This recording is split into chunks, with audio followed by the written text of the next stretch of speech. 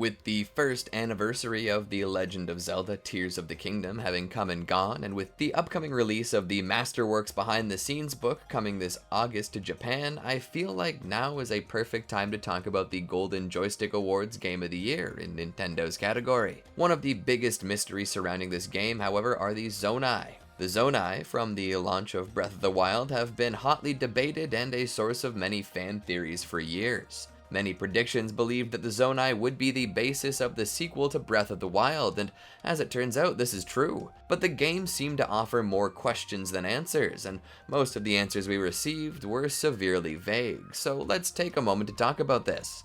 I remember the first time I ever played Tears of the Kingdom. Picking it up on day one, all I could do was think about the game. When I finally put in the one game I anticipated for most of the past 6 years, I was left feeling extremely satisfied. It was everything I thought it would be. Getting to jump straight into the meat of the story, going right into the underground where the trailer took place felt so good. But when the Zonai popped up in the series, my eyes almost fell out of my head.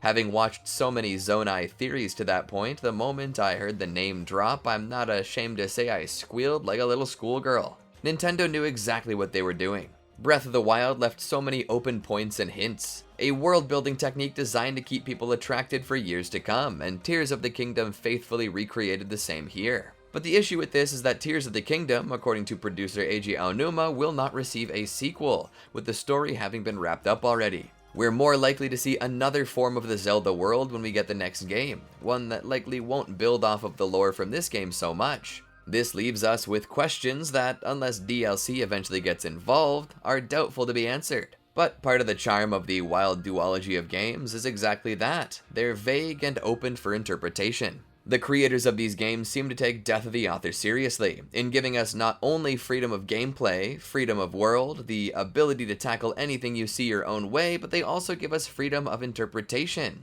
But does this mean that they don't care to give us answers? Well, not really. They actually did give us lore that, when ingested together, paint a tapestry not too unlike that used by Impa to explain the Calamity's appearance 10,000 years ago. That being said, the video you're watching is just one more interpretation of this vast world, and though equally valid as any other interpretation, does not stand as a fact. So please take that into consideration moving forward. To understand the Zonai, we need to make certain connections. Much like in the depths, we can't directly see anything, but must feel around and let our senses give us clues as to what we're looking at. Let's start with the foundation of Hyrule, where the only living Zonai in the game are seen: Rauru and Minoru.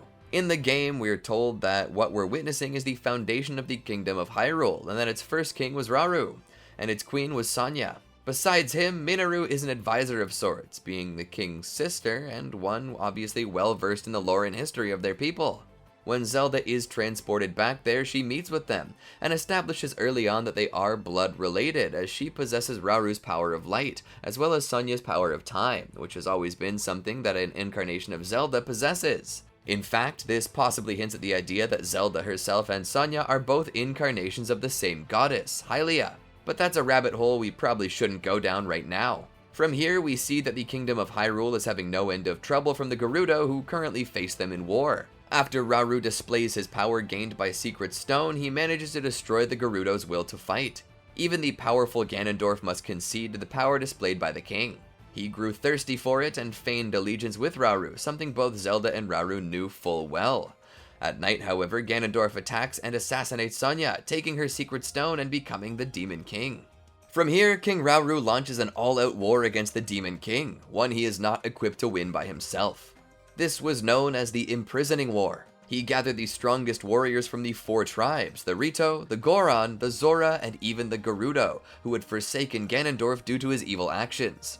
Together with Zelda, Rauru would face off against the Demon King, ultimately sacrificing his life to seal the Demon King's heart.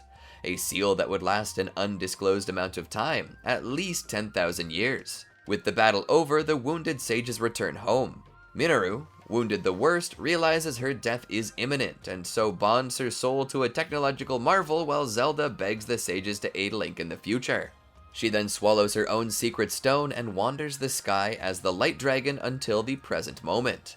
This is pretty much all the story of Tears of the Kingdom told us regarding the Zonai, but it never answered any big questions for us. So the question is here, where do we begin? Point number 1. The Zonai are not a new race. Seems counterintuitive, but it's no coincidence that Skyward Sword was re-released on the Switch roughly 2 years before Tears of the Kingdom released. Tears of the Kingdom, like its predecessor, likes to harken back to previous Zelda titles without any regard to timeline, but the Zonai themselves and much of the Wild Duology possess references in Skyward Sword. For instance, the Beamos found within the game appear similar to the upturned guardians that protect the way to the castle in Breath of the Wild. The ancient technology in Skyward Sword is always something one could point at when considering a theory based on the Zonai. But the thing is, those aren't even the proof I'm looking for. The Guardian statues in the Silent Realm, now those are what I'm looking for. In the Silent Realm, the enemies that actually call themselves Guardians are not spider-esque robots with laser eyes, but actually large, powerful beings who stand roughly twice Link's side, carry swords, and walk on 2 legs. But the design of these Guardians is eerily similar to the design of the Zonai, possessing elongated necks, thin legs with somewhat lanky limbs, and they also possess the same ears that Rauru possessed. Besides that, within the Silent Realm, one can find the Dusk Relics, notably the same as the Amber Relics, both of which appear to be like secret stones. It's because of this that we believe that this must be around the time, if not before the time of Skyward Sword in the timeline, but this can't be true. The reasoning behind this is that we know through the book Creating a Champion that a male Garuda was not born after the Demon King that became the Calamity. That means Ganondorf in Tears of the Kingdom, and we've had it stated that Breath of the Wild is at the end of the timeline. So how can this be so? Well, this is another rabbit hole, but we might as well offer a quick explanation. Chances are that Zelda created another timeline when she went back in time, because it technically was her fault that Queen Sonia died. Maybe she wouldn't have, and Ganondorf would have been killed in an attempt. And we must know that if she created a new timeline, then Tears of the Kingdom appears within it, as we obviously know that the effects of Zelda's time-traveling escapades are present. But at the same time, one could argue that the Hyrule formed in Tears of the Kingdom's past was actually a different Hyrule at the end of the timeline. This would make Rauru not the inspiration for the Sage of Light from Ocarina of Time, but vice versa, that Rauru from Ocarina of Time was the King of Hyrule's namesake. But as I said, this is a slippery slope that I'd like to try to avoid, because it all remains conjecture at this point, and hopefully will be solved when Masterworks is released. But let's get back to our in-depth analysis of the Zonai. Point number 2, there are 2 tribes of Zonai? Given that we've only seen 2 Zonai in Tears of the Kingdom, it's easy to assume that these creatures must be the only Zonai in existence, but I theorize that this is wrong. As you know, there is a special item one can attain called the Ancient Heroes aspect. It's a special item achieved only by completing every shrine in the game, and is identified by Impa as the same hero from the tapestry in Breath of the Wild. This hero is speculated to be a Zonai, though he oddly looks nothing like the Zonai. He has green skin and red hair, and lacks the third eye, though he does possess instead a crown. Come to think about it, he kinda looks like Ganondorf a little. No, I'm not gonna force us down that track, but there may be a reason why he looks like Ganondorf, and this comes with the second tribe of Zonai theory. You see, the Zonai have been talked about since Breath of the Wild, and it's important that we don't forget who they are. According to statements, the ancient Zonai revered 3 animals that represented 3 different attributes of the golden goddesses. They worshipped the dragon, which they saw as a symbol of courage, something I'll touch on later. They worshipped the owl, which they saw as a symbol of wisdom, and they worshipped a boar, which they saw as a symbol of power. These 3 symbolic animals were dear to the Zonai, who made statues of them all around their ruins, with the dragon motif leading Link to the Fountain of Courage. But not all the Zonai were displayed the same. There's another description of the Zonai that differs from what we know. A particular armor set references the Zonai in Breath of the Wild, and that armor is the Barbarian armor set. This armor set states that this ancient tribe was warlike, and that the set was designed to draw out their inner animal and their fighting spirit. In contrast to the Zonai we see in Tears of the Kingdom, who are a more peaceful race.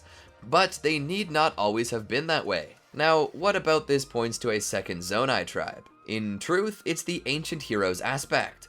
While the Ancient Hero is often called a byproduct of Zonai and Hylian's breeding, there's no actual proof of this. In fact, we know that the royal bloodline of the Hyrulean royal family had strong Zonai connections. And on the tapestry, the princess shown looks completely Hylian. If anything, she would have the stronger Zonai biology. not an offshoot who likely was not of royal lineage. So what does this mean? Did a random Zonai just appear out of the blue? This entire set is shrouded in mystery, as we're not told where this hero came from. But there's a theory that comes to mind just by the appearance of the ancient hero. The first things one might notice is the striking difference between the hero and Rauru. While Rauru possesses low hips and fur, the ancient hero possesses higher hips and is completely bald save for the crimson hair on its head. It possesses no third eye like the ancient king, it possesses digitigrade legs as opposed to Rauru's plantigrade legs, and strangest of all, it possesses a tail. Neither Rauru nor Sonia have a tail. In fact, the only evidence that this thing is even Zonai at all is the clothes it wears, and the fact that its aspect is of Zonai origin found in a Zonai temple.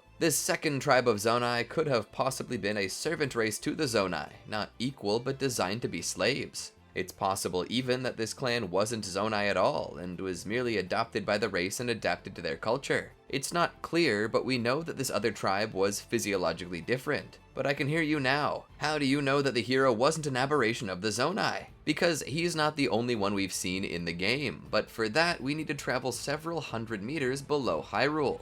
The depths sprawl out below Hyrule and cover a vast area as large as the kingdom itself. For all these settlements that lie above, there's a settlement below. Structures and mines, it's clear that an ancient civilization lived down here. It is believed to have been the Zonai, as we find much of their technology around. And we know that the Zonai utilize Zonite, which is harvested from the depths. We assumed that it was the constructs who were digging it up, but the constructs themselves were merely tools, and even if they were doing the digging, they needed a foreman to guide them. Or perhaps they've only now taken to digging, and were the ones commanding the race that lived down there. Under each of the different areas of Hyrule, one can find statues of the people who lived there. The Zora, the Rito, the Goron, and even the Gerudo possess statues in the depths.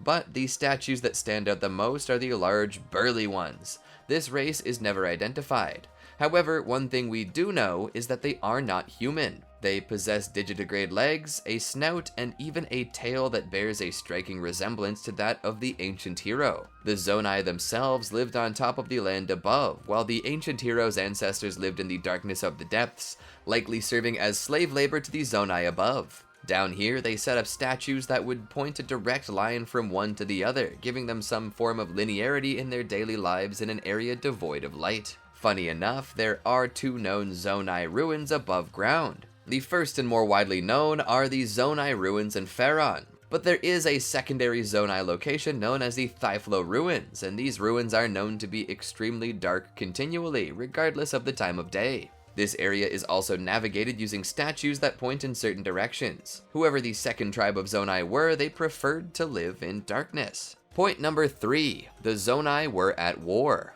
Now, how do you know that? I predict that being your next question. And it's really simple. How can a tribe be warlike without the concept of war? But disregarding that, we need to wonder why King Rauru and his sister Minoru were the last remaining Zonai in Hyrule. Was it disease that killed them off? Did they return to the sky? Did they breed out? Why are the Zonai, such a technologically advanced race, extinct? Well, evidence can be found all over Hyrule. The various ruins show forms of destruction, though one could argue that that's all just degradation due to time and the elements. But for what reason do we know that there was a war? Because of the taboo of swallowing a secret stone. There's a reason why the Zonai would have done this. They would have known after the first incident that swallowing a secret stone would lead to a never-ending hellish life. Yet we have 3 dragons, each of which possess an element. This element can be found in certain costumes. For instance, Farosh was the dragon of the Faron region, the region with which the Zonai were stated to have settled. This elemental armor set that Link can attain not only bears resemblance to Farosh, possessing its horn and its element, but it happens to be the exact same outfit that King Rauru wears throughout the course of the game. The chances are high that these dragons are themselves past Zonai, guardians of the kingdom, warriors who sacrificed their life to gain a power so great that no warriors could stand against them. Or so we're led to believe. Despite the term immortal dragon being thrown around a lot, these dragons aren't actually immortal in the sense that you're thinking. You see, their immortality is in longevity, and longevity only. Ganondorf became a dragon, and he was still killed at the end of the game. So dragons can be killed. The dragons were likely weapons used by the Zonai in their civil war against the Ancients underground. If one tracks the dragons in Tears of the Kingdom, they'll find that the dragons often fly down into the depths and can be found there. But further, the depths possess strange skeletons of massive proportions. Once believed to be the same as the many leviathans that could be found in Breath of the Wild, these skeletons are large and possess a unique skull structure that look almost like the dragons that fly above. This hints that the dragons, since they can't die of old age or illness, were killed. Why there was a war at all. The Zonai obviously venerated the golden goddesses if they not only built statues that represent the 3 parts of the Triforce, but also painted it on their bodies and embroidered it into their clothes. And no wonder, they're said to be descended from them. But chances were one tribe venerated not the golden goddesses, but the demon king that usurped the meaning of the Triforce of power. After all, the barbarian armor possesses a heavy link to the concept of power and bringing out one's fighting spirit. This group likely chose the Demon King and likely fell to darkness. The Zonai likely forced them to retreat back underground, abandoning the Thyphlo ruins and sending them back into the mines where the ancients had the advantage. This is possibly what spurred the creation of the dragons, symbolic of courage due to the self-sacrificing nature required to become one. These dragons, representing the hero, would travel down into the depths to fight for the Zonai who represented the owl, to face off against the ancients who represented the Demon King. And considering that Rauru is named for the Sage of Light in Ocarina of Time, who himself was the physical form of the owl Kapara Gabara, it's only natural to believe that the Zonai likely represented Hylia at this point. The war between the Zonai and the Ancients was a grand retelling of the ancient cycle of birth and rebirth that is seen in the Legend of Zelda series. In fact, remember when I said I wasn't going to talk about the connection between Ganondorf and the ancient hero? Well, I lied. I'm going to talk about that. But my take is different. I do not believe that the ancient hero was in fact a good Ganondorf. It would be impossible since we know Ganondorf is still alive.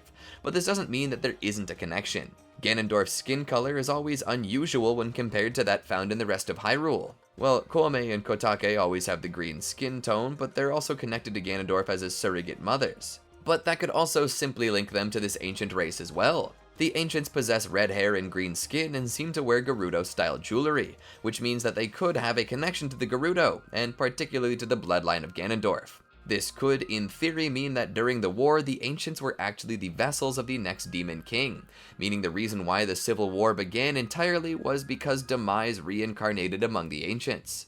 This could have led to the civil war in which the hero appeared to slay him, perhaps a true Zonai hero, as well as a princess, likely an ancestor to Rauru and Minoru. The ancients could have been sealed away along with the underground, only discovered by the ancient Gerudo in the past when they dug the hole that was found in the Yiga clan hideout. This brings us to a possible answer that explains the mystery of the Zonai. Conclusion. The likely answer is that the Zonai came down from the heavens to Hyrule simply because it was rich in Zonite that they wanted. They brought with them a labor force that I've simply titled the Ancients, due to them being distinct from the Zonai yet connected to them via the ancient hero. There, the Zonai prospered and settled in the Faron region, but at some point in time the Ancients either began to worship the Demon King's power or the Demon King himself was born into them. This led to the ancients rebelling against the Zonai, likely planning to cover the whole kingdom in darkness, but they were pushed back to the Thyphlo ruins, which became their last stronghold on the surface. Eventually they were driven even from that down into the depths, where they had advantage in the natural dark. The Zonai, unable to overcome this, had the most courageous warriors in their tribe swallow their secret stones, becoming the ancient dragons, Farosh, Nidra, and Dinral, each taking the name of the golden goddesses from which the clan had descended. The Zonai would likely build effigies and springs to venerate these dragons and their sacrifices, likely as a way to soothe their endless suffering. These dragons would lead other dragons down into the depths to help the Zonai fight against the ancients. This led to many dragons being slain, leaving their bones littering the depths. But in the end, the Zonai and the dragons were victorious, and the ancients and possibly their Demon King were defeated, sealed away in the depths to remain in darkness forever. That was until the Gerudo began digging a hole in their mountains which led to the depths. There they likely found some of the remaining race was dying out. This race would likely procreate with the female-only race, passing their genes into their vast pool. And when a male is born, he bears the skin tone of the last ancient that bore his soul years earlier, with his surrogate mothers reincarnating before him to serve him. This male likely became Ganondorf, would be sealed in the imprisoning war and forgotten. Many years later, likely having been the last one to survive, the last ancient born from the race of Zonai descended from the sky to Hyrule when the calamity, the essence of the Demon King, was set to manifest again. This ancient would likely bring with him various technology and advancements that he would share with the ancient Sheikah, helping them create the divine beasts, giving them visages of the ancient sages that sealed away the previous Demon King. With the plan seeming foolproof, this ancient waited for the calamity, and when it arrived, the ancient, bearing the soul of the hero and the sword that seals the darkness, would face off against the calamity along with the princess. Successfully sealing the darkness away, the hero likely departed from this world, or returned to the Sky Islands, to the Temple of Time, where he would remove the crests of the Zonai he represented, and would store them in a chest that would be guarded for all time until another worthy hero would appear. And with that, the mystery of the history of the Zonai comes to a close. Or, that's what I think. As I said, this is a single interpretation of the events depicted, and it's going to be hard to pin it all down without some extra lore. We don't even technically know if the founding of Hyrule really was the founding of Hyrule. We don't even know which of the 3 timelines the game is in, and even if it's a known timeline at all. And the sad truth of the matter is, we may never know. The Masterworks book, which will release this August, is likely our last hope to truly receive a definite answer to the questions we seek. Hopefully we'll get some nuggets of info that explain to us the Zonai's connection with the ancient hero, why he's so different, what the barbarian armor was for, and what those massive statues in the depths are supposed to depict. Here's hoping that we at least get some DLC at some point in the future. But anyway, what are your thoughts on the matter? I've shared with you my interpretation of the events, and hopefully it wasn't too unintelligible or all over the place, so share with me yours in the comments below. Don't forget to like, subscribe, and ring the bell to be notified when more videos like this drop. And just in case you're hungry for more, here's a few other videos to help satiate you. Until next time, peace out.